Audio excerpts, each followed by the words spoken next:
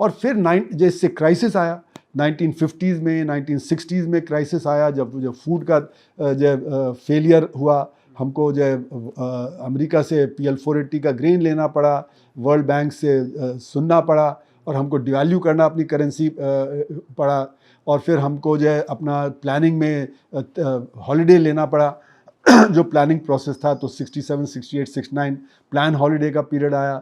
और फिर 70s में क्राइसिस हो गया पेट्रोलियम का, जब यौम किपुर वॉर वगैरह हुई, उसके बाद फिर इंडिया में हालत ख़राब हुई, तो इमरजेंसी आ गई। इमरजेंसी के बाद जनता पार्टी आई, जो अपना बहुत डाइवर्सिफाइड थी, जो अपना एक चला नहीं पाई। तो फिर क्राइसिस आया जब अफ़गानिस्तान वगैरह में हुआ, फिर से ऑयल क्राइसिस आ गया, फिर हमको IMF के पास जाना पड़ा।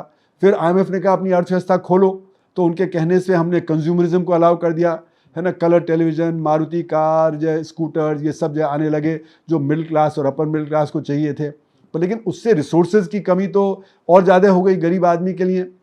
और फिर हमने जो इतना बोरो कर लिया कि हमारा जो डेट बर्डन बढ़ गया। 1980 में जो $10 बिलियन का जो डेट था, वो $93 बिलियन का हो गया बाई 1989।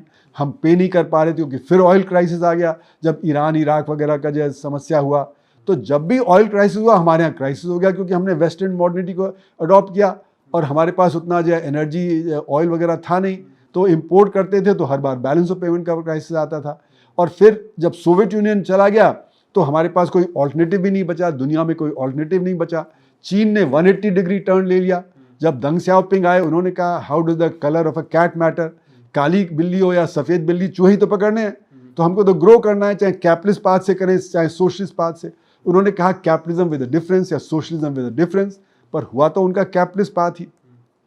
तो इस सब के चलते हुए हमको जो IMF वर्ल्ड बैंक की कंडीशनैलिटीज एक्सेप्ट करनी पड़ी 1991 में नई आर्थिक नीतियों से।